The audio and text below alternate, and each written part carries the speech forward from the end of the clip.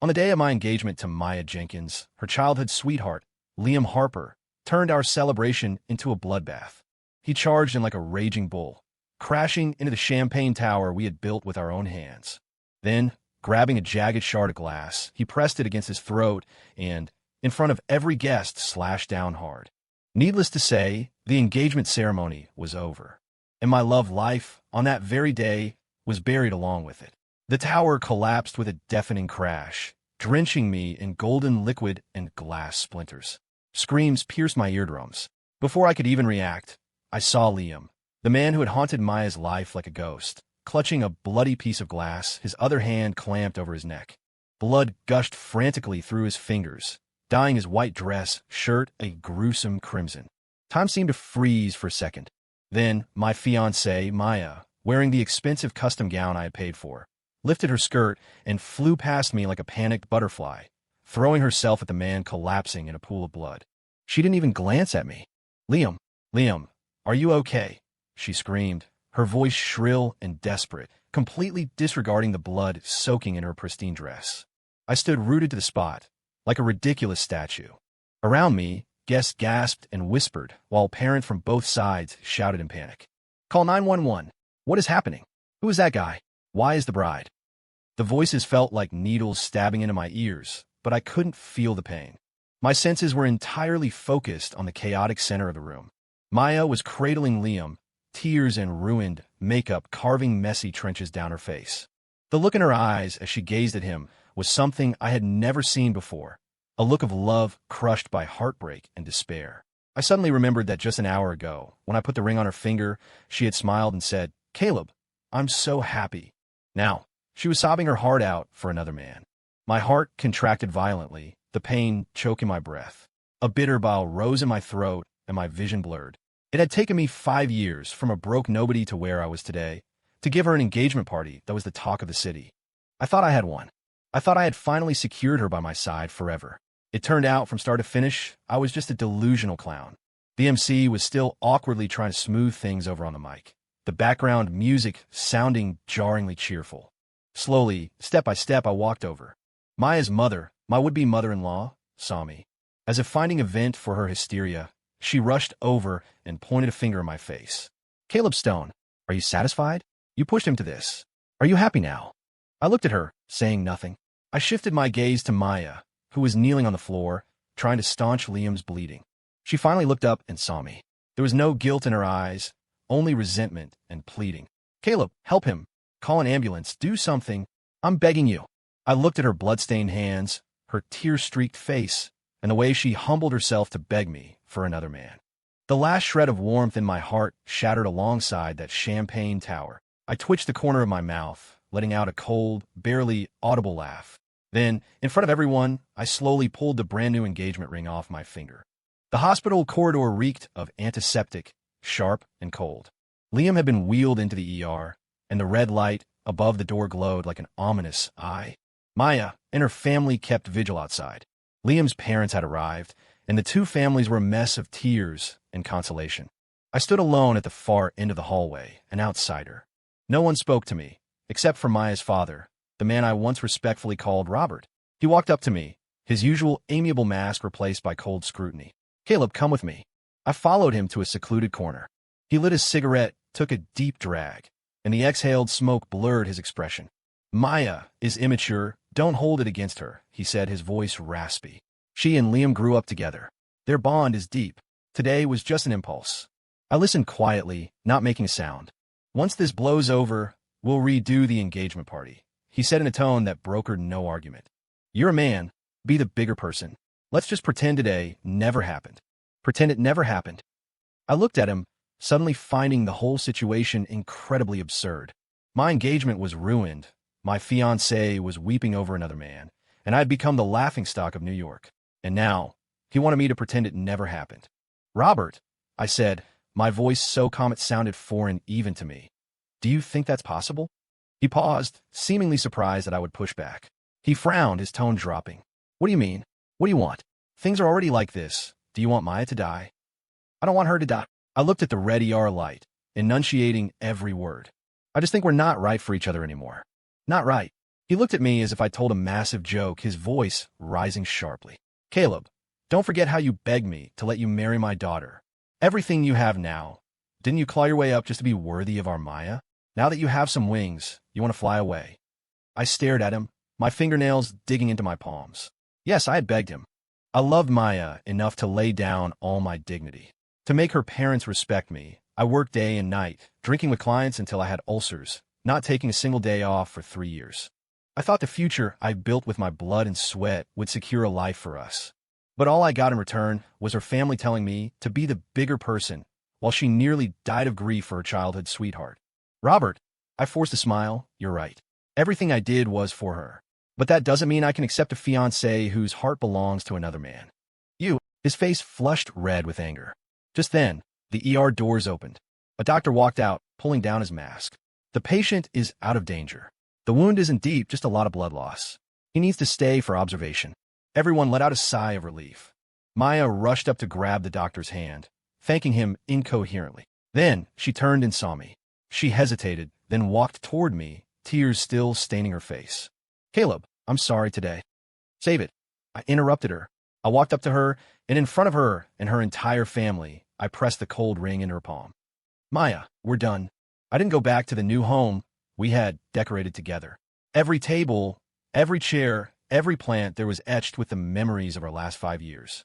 As sweet as it once was, it was now equally ironic.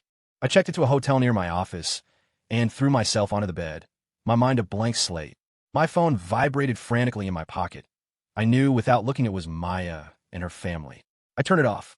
The world instantly went quiet. I stared at the ceiling, the scenes from the engagement party replaying on a loop.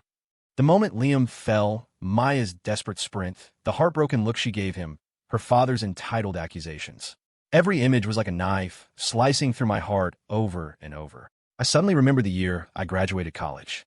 I got my first job and my first paycheck, $3,000. I spent $2,500 of it buying her a necklace she had been eyeing for months. She hugged me and whispered in my ear, Caleb, you're so good to me. I won't marry anyone but you in this life. I held on to that sentence for years. I made it the fuel for all my ambition.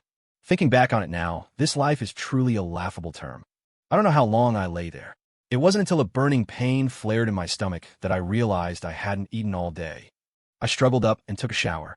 As the hot water hit me, I looked at my wretched reflection in the mirror, champagne stains still on my suit. I looked into those eyes. There was no sadness, no anger, just a dead, cold silence. The Caleb Stone who would give everything for Maya Jenkins died today. The man who survived was a lunatic who only wanted justice. I dried off, put on the hotel robe, and turned my phone back on. Dozens of missed calls and hundreds of texts flooded in. I didn't read them. I dialed my friend David Ross, a lawyer. David, I need a favor. What's up? Aren't you getting engaged? Congrats. The wedding is off. I cut him off. I need you to help me organize every single financial expense I've made over the last few years, especially those spent on Maya and her family. Also the house. I paid the down payment and the renovation costs, but both our names are on the deed. Silence on the other end for a few seconds. What happened? It's a long story, I said, my voice hoarse. Bottom line, I want to take back everything that belongs to me. Every single cent. Understood. David didn't pry. Send me the documents. I'll handle it. Hanging up, I started scrolling through transfer records, receipts, and chat logs. Every transfer corresponded to a memory. Honey, Mom saw a bag she likes. Transfer me some money. Babe, Dad wants to upgrade his car. For the furniture in our new house, I want imported pieces. In the past, I gave willingly. Now, these were the sharpest evidence. I packaged everything, encrypted the files, and sent them to David. By the time I finished, the sky was turning a hazy gray. I walked to the window and pulled back the curtains. The dawn over the city, the traffic starting to flow, a new day was beginning. My new life should begin to. Some love, once stained with blood, can never be washed clean. For the next week, I turned myself into a working machine. I volunteered to take over the most difficult project in the company, a mess that everyone else avoided like the plague. My colleagues looked at me with pity, probably assuming I was using work to numb myself. Only I knew. I wasn't numbing myself, I was sobering up. I needed money, I needed higher status, and I needed power. Only then could I make those who had slighted and trampled on me look up in regret. I slept only 4 hours a night. The rest of the time was poured into the project. Researching data, visiting clients, optimizing proposals. My body was exhausted, but my mind was hyper-alert. Whenever I felt like slacking off, the image of Maya running toward another man at the engagement party would float clearly before my eyes, like a shot of adrenaline, instantly filling me with strength. During this time, Maya came to the office to find me a few times. The first time, she stood downstairs, looking pitiful. "Caleb, can we talk? I know I was wrong." I walked past her without squinting, as if she were invisible. The second time, she stormed into my office, crying and begging for forgiveness. "There's really nothing between Liam and me. He's just like a brother. He was just impulsive that day. I was scared he would die." "Brother?" I stopped typing and looked up at her, smiling. "You cry your heart out, holding your brother? You humiliate your fiancé in public for your brother?" She was struck dumb by my questions, her face turning pale. Maya saved the speech. I stood up, walked around the desk, and looked down at her. "I used to be stupid, but that doesn't mean I'll be stupid forever. Get out, don't interfere with my work." She had probably never seen me so cold before. She stepped back in fear and eventually ran away crying. I didn't feel a shred of softness. David was efficient. A week later, he placed a detailed asset division plan and a lawsuit on my desk. "All the portions you personally funded have clear evidence, including the down payment for the house, renovation costs, and the large transfers you made to her and her family over the years. It totals $482,000. Legally, these are your premarital assets or conditional gifts. Since the marriage is off, you have the right to reclaim them." "What about the house?" I asked. "The deed has both names, but you have overwhelming proof of contribution. The worst-case scenario is a split, but the court will likely award it to you, and you just need to compensate her a small amount." "I don't want to compensate her," I said coldly. "I want her to walk away with nothing." David looked at me and sighed. "Caleb, I know you're angry, but the law." "Then make her spit out everything she ate," I interrupted. "That $480,000. I want every penny back." David was silent for a moment, then nodded. "I understand. I'll apply for property preservation and freeze her bank accounts." I looked out at the skyscrapers, my eyes devoid of warmth. "Maya, this is just the beginning." The lawyer's letter and court summons exploded in the Jenkins household like two bombs. The first call came from my former future mother-in-law. As soon as I picked up, she unleashed a torrent of abuse. "Caleb Stone, you ungrateful wolf. Do you have a conscience? Our Maya was with you for 5 years, and now you're suing her? Asking her to pay back money? Is your heart made of coal?" I held the phone away until she tired herself out, then spoke flatly. "Mrs. Jenkins, first, I'm not your son-in-law anymore. Second, paying back debts is a universal principle. That money is my blood and sweat. It didn't fall from the sky. You. She was so angry she couldn't speak. That house is in Maya's name, too. What right do you have to take it back? My name is on the deed, too. I paid the down payment. I paid for the renovation. I pay the mortgage. What did your daughter contribute besides a name?" I asked bluntly. Heavy breathing came from the other end, followed by the sound of Maya snatching the phone. "Caleb, do you have to be this cruel?" Her voice trembled with tears. "Does our 5-year relationship mean nothing to you but money?" "Relationship?" I laughed, a sound full of icy mockery. "When you threw yourself at another man at our engagement, why didn't you talk about our relationship? When your family pointed at my nose and called me a loser, why didn't you talk about our relationship? Now you want to talk about feelings? Too late. Liam's family is already in chaos, and now you're pushing me. Can't you just let me go?" "Let you go?" I retorted. "But let me go. Maya, you betrayed me first. You chose this path, so please accept the consequences." I hung up and blocked their entire family's numbers. I knew Maya had no money. Her job was easy. She lived paycheck to paycheck, and she was used to spending lavishly. $480,000 was an astronomical figure to her. Her only hope was Liam. But from what I knew, while Liam's family had some money, they had spent a fortune on his medical bills and cleaning up the mess from the engagement party. Moreover, would Liam's parents be willing to pay this love debt caused by me? Sure enough, 2 days later, I heard the news from a friend. Maya went to Liam's house to ask for money and was cursed out by Liam's mother, who called her a jinx who almost got her son killed and was now trying to scam them. Maya and Liam got into a huge fight. Liam accused her of not breaking it off with me sooner, causing him to do something stupid on impulse. Maya cried that she was being sued and ruined because of him. Their true love was fragile in the face of reality. I felt no ripple of emotion hearing this. They deserved it. I poured all my energy into the mess of a project. I discovered the project wasn't bad inherently. The previous manager was too rigid and had offended a key figure on the client side. I spent 3 days reorganizing all the data and creating a brand new 100-page optimization plan. Then, I booked a slot with that key figure. Her secretary told me CEO Vance was very busy and could only give me 15 minutes. I arrived 30 minutes early at the meeting place, a tea room in a high-end private club. Pushing open the door, a faint scent of sandalwood drifted out. A woman in a black silk shirt had her back to me, focused on performing a tea ceremony. Her figure was slender, her hair cascading like a waterfall. Even from behind, she exuded an indescribable elegance and nobility. Ms. Vance, hello. I'm Caleb Stone from Horizon Systems, I said politely. The woman turned around. In that instant, my breath hitched. It was a devastatingly beautiful face, features exquisite like God's masterpiece, with phoenix eyes that slanted slightly upward, carrying a natural air of detachment and scrutiny. She looked no older than 27 or 28, yet her aura was so powerful it was hard to look her in the eye. This was Serena Vance, the woman who had single-handedly carved a path through the male-dominated investment world. Caleb Stone, her red lips parted slightly, her voice cool and pleasant. Seat. I pulled out a chair and placed the prepared proposal on the table. Ms. Vance, I know your time is precious. This is our new proposal for the project, please. No ruse. She interrupted me, sliding a cup of freshly poured tea toward me. Drink first. Her fingers were long and pale, her nails painted the same black as her shirt, looking mysterious and sexy. I picked up the cup and took a sip. The tea was rich and mellow, with a sweet aftertaste. Do you know why I'm only seeing you for 15 minutes? She looked at me, her gaze sharp enough to pierce the heart. Because you are very busy. She smiled, the corner of her mouth hooking up in a playful arc. No, because the previous person in charge from your company wasted 2 hours showing me a piece of garbage. I have no hope left for your company. Her words were harsh, but I couldn't refute them. Ms. Vance, I admit our previous work had errors, I said sincerely. But I hope you can give us one more chance. Spend 10 minutes looking at this new proposal. If you still think it's garbage after reading it, I'll leave immediately and won't bother you again. Serena raised an eyebrow, seemingly surprised by my directness and confidence.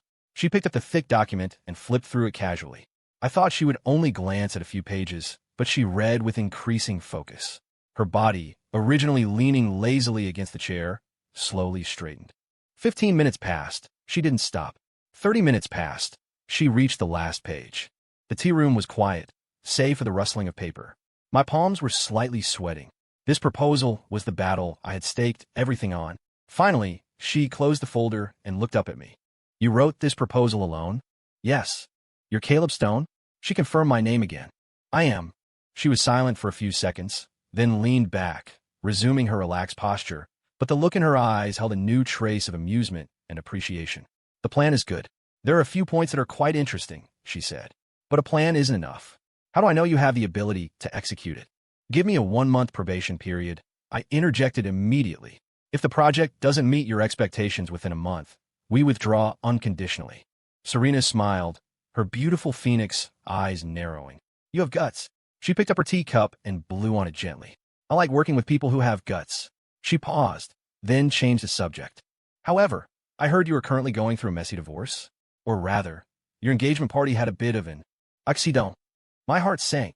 I hadn't expected her to know about my personal life, let alone ask so bluntly. My fingers tightened around the teacup. It seems you've done a background check, Ms. Vance. I tried to keep my voice calm.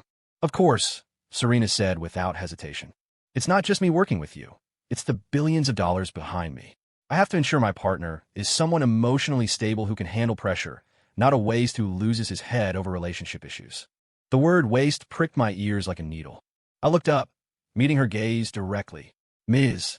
Vance, my private life will not affect my professional ability.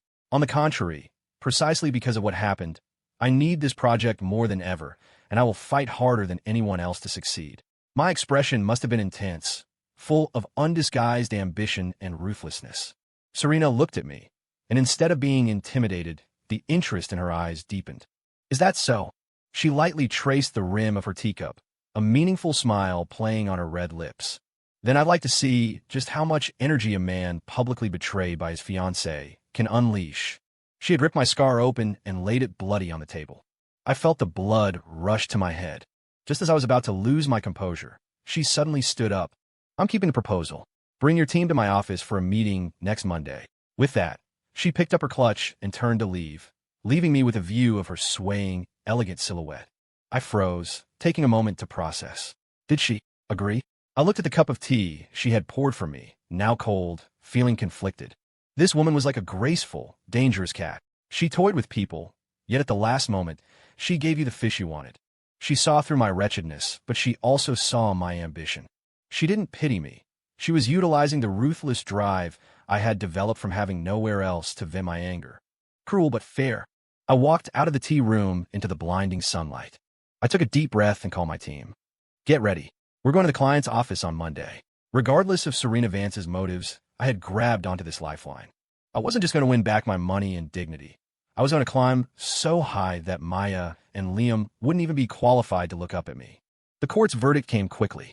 In the face of the ironclad evidence David provided, Maya's defense was pale and weak. In the end, the court ruled that the house belonged to me, and Maya had to move out within a month. As for the $482,000, the court supported most of my claims, ordering Maya to repay $400,000.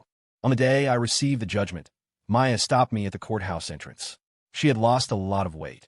Her eyes were sunken, stripped of their former glow, looking haggard and defeated. Caleb, do you really have to destroy me completely? She asked with red-rimmed eyes. I'm just taking back what belongs to me. I looked at her expressionlessly. $400,000. Where am I supposed to get that kind of money? She grabbed my arm in agitation. Just have some pity on me. We loved each other once. Love? I shook off her hand with enough force to make her stumble. When you were holding Liam, why didn't you mention love? When your family called me an ingrate, why didn't you mention love? I stepped forward, forcing her back. Maya, begging won't work. I want every cent. And the house. I want it restored to its original state within a month. Otherwise, I'll apply for forced eviction. She looked at my unfamiliar face, her eyes shifting from pleading to despair, and finally to venomous hate. Caleb, you're cruel. You'll regret this. I ignored her curse and turned to leave. Regret. My only regret was not seeing her true color sooner. For the next month, I dedicated myself entirely to Serena's project. Serena was a demanding client.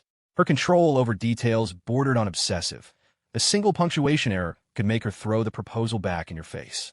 My team was suffering, and several people wanted to quit. I called them into my office one by one, talked to them, encouraged them, and promised huge bonuses upon success.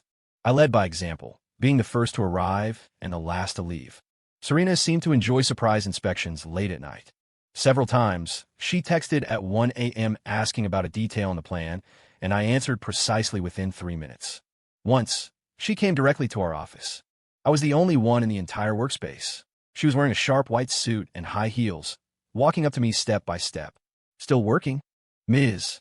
Vance. I stood up. Couldn't sleep, trying to figure out a problem. She glanced at the dense data models on my screen, then at the mountain of instant noodle cups on my desk. She said nothing, just picked up her phone and made a call. 20 minutes later, her assistant brought in a food container filled with steaming lobster bisque and several exquisite side dishes. Eat, she commanded briefly. I was taken aback. Ms. Vance, this. I just don't want my project manager dying on the job, she said indifferently, sitting in the chair opposite me. While you eat, tell me your plans for the next phase. That night, over lobster bisque, we talked for 3 whole hours. From project planning to market prospects to the future of the industry. I discovered she possessed not only beauty and presence, but also business acumen and strategic vision far beyond the norm. Talking with her was exhilarating. At the end, she looked at me and suddenly asked, Caleb, have you ever thought about jumping out of your current pond? Serena's words were like a pebble dropped into the calm lake of my heart. Jumping out. I had never thought about it. At Horizon Systems, I was a director. The next step was VP, which required seniority, not just ability. I thought this was my ceiling. Your ability goes beyond this, Serena said, seeing through me, her voice certain. When this project ends, come to my company. I'm setting up a new investment division. I want you to lead it. I stared at her in shock. Was she offering me a job? And starting right at the top of a department. Why me? I couldn't help but ask. Because you're ruthless. Serena looked straight into my eyes, making no secret of her appreciation. Ruthless to yourself and ruthless to others. Investment requires exactly that kind of person. Ambitious, calculating, rational. She paused, a meaningful smile tugging at her lips. Besides, you have nothing right now. You have no choice but to climb up. People like that are the most useful. Her words were direct, realistic, and hit the nail on the head. I fell silent. The condition she offered was a huge temptation. But I also understood the higher risks and brutal competition behind it. I need time to think. Of course. Serena stood up and smoothed her suit jacket. Give me an answer before the project ends. After she left, I sat in the empty office for a long time. The warmth of the bisque remained in my stomach, but a fire had been lit in my heart. Nothing to lose, no choice but to climb. She was right. I had nothing left to lose. So why not gamble?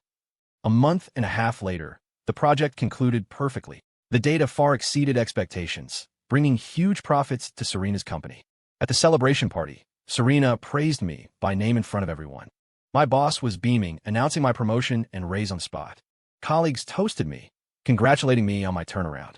I held my wine glass, but my gaze crossed the crowd to Serena in the seat of honor. She was looking at me, raising her glass in a distant toast. Her eyes seemed to ask, "Have you decided?"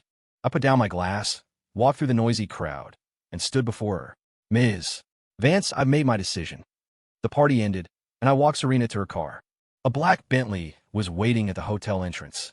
The driver opened the door, but she didn't get in immediately. She turned to me. "Decided?" she asked. "Decided." I nodded. "I'll submit my resignation tomorrow."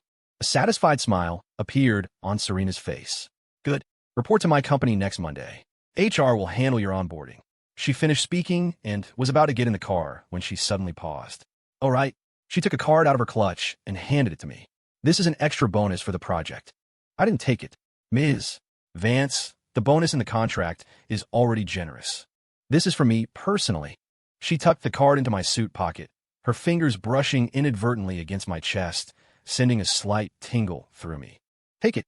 Get a new wardrobe and get a new car. My people can't look shabby." Her tone carried a dominance that refused rejection. I looked at her beautiful face inches from mine, smelled the faint fragrance she wore, and my heart skipped a beat. "Thank you, Ms. Vance." I accepted it in the end. I needed money to completely wipe away the traces of the past. Just then, an unwelcome voice rang out. "Caleb." I turned and saw Maya and Liam standing nearby. They must have come here for dinner and bumped into us. Maya's face turned ghostly pale in an instant. She looked at me, then at Serena beside me, then at the eye-catching Bentley, her eyes filled with shock and disbelief. Liam looked equally terrible. There was a gauze patch on his neck, and he looked gloomy and haggard. The look he gave me was full of jealousy and resentment. I guess they assumed I had latched onto a sugar mama so quickly. Serena saw them too. She raised an eyebrow with interest.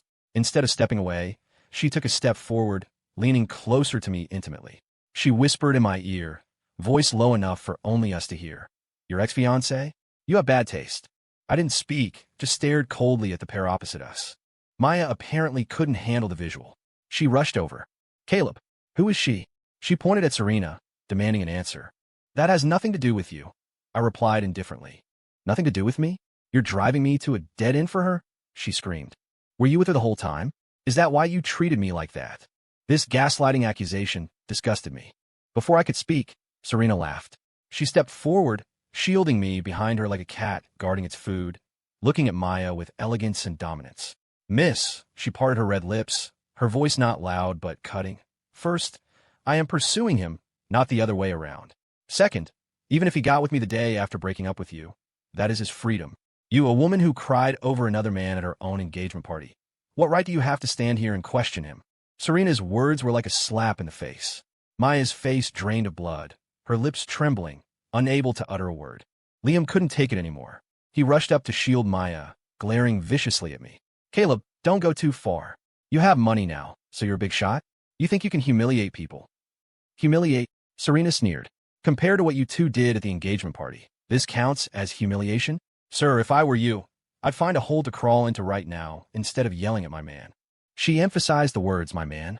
I stood behind her, looking at her slender but upright back, a strange feeling surging in my heart. This was the first time someone had stood by my side so unreservedly, speaking for me, defending me. Liam turned red, pointing at us. You just wait." He grabbed the soulless Maya and fled the scene in embarrassment. The farce ended. Serena turned around, looked at me, and raised an eyebrow. "Well, how was my performance?" "Thank you," I said sincerely. "No need." She raised her hand to straighten the tie Maya had grabbed earlier, the warmth of her fingertips seeping through the fabric. I told you, my people don't get bullied. Her action was natural and intimate, her eyes holding a barely perceptible smile. My heartbeat accelerated uncontrollably again. Get in. She withdrew her hand and turned to sit in the Bentley. I stood there watching the taillights fade into the distance, taking a long time to recover. I looked down at the cold card in my pocket and remembered how she defended me and called me her man. I suddenly realized Serena's feelings for me seemed to go beyond a boss appreciating a subordinate. The thought shook me. I shook my head, trying to toss the unrealistic idea out. I had just crawled out of a failed relationship, exhausted physically and mentally. I didn't have the energy to navigate another complex romance, especially with a woman as high status and unpredictable as Serena Vance. But undeniably, my heart was in chaos. The next day, I formally submitted my resignation. My boss tried to keep me, but my mind was made up. After finishing the paperwork, I took the card Serena gave me to the mall and replaced my wardrobe from head to toe. Then I went to a dealership and bought a black Porsche. When I drove the new car, wearing a tailored designer suit, and stood downstairs at Serena's company again, I felt like I had shed a layer of skin and been reborn. The humble, pleasing, blindly loving Caleb Stone had been buried. From today on, I lived only for myself. After joining Vance Capital, I realized just how much trust and opportunity Serena had given me. The new investment department had nothing except me, the commander without an army. Personnel, direction, startup capital. I had to fight for everything. It was a challenge, but also an opportunity. I used my previous connections and the resources Serena gave me to quickly build team. Then, I locked my sights on Liam's family business, Harper Construction. From my previous work, I knew their management was outdated and internal operations were a mess. They were rotting from the inside out. More importantly, they were bidding for a massive government-led urban renewal project. If they won, they'd survive. If they lost, their capital chain would snap instantly. And one of the judges for this project happened to be an old family friend of Serena's. I turned my plan into a detailed report and placed it on Serena's desk. The core was simple: sniping. We would use deeper capital and a superior proposal to snatch this project from Liam's family. I wanted him to taste the fall from heaven to hell. Serena finished the report and looked up, a hint of a smile in her eyes. Personal vendetta? Yes, I didn't hide it, but also for the company's benefit. This project has great prospects. We win, we profit. I like your honesty. Serena closed the report. Do it. Tell me if you need any support. With her approval, I moved immediately. For the next 2 months, my team and I worked like madmen. We conducted deeper research and created a plan far more forward-thinking and feasible than Harper Construction's. Simultaneously, through some channels, I obtained evidence of Harper Construction's financial chaos and cut corners. Everything was ready. On the day of the bid, I saw Liam again. Representing his father, he looked high-spirited, confident of victory. When he saw me, he froze, then sneered. Caleb, you're bidding too? Since when does Horizon do construction? He obviously thought I was still in my old job. I ignored him, walked straight up to him, and lowered my voice. Liam, enjoy your last good moments. His face changed instantly. When it was our turn to present, I displayed our perfect proposal alongside the damning evidence of their company's incompetence to all the judges. The room went into an uproar. Liam's face turned ashen in a split second. He pointed at me, lips trembling, unable to speak a word. The result was never in doubt. We won. Walking out of the conference room, I saw Liam's father slap him to the ground, screaming that he was a useless waste who ruins everything. In that moment, I felt no thrill of revenge, only a cold calm. This was not enough. Losing the urban renewal project was the straw that broke the camel's back for the Harper family. Banks called in loans, suppliers knocked on doors, stock prices plummeted. Within a month, Harper Construction announced bankruptcy liquidation. The Harper family went from local wealth to heavy debt overnight.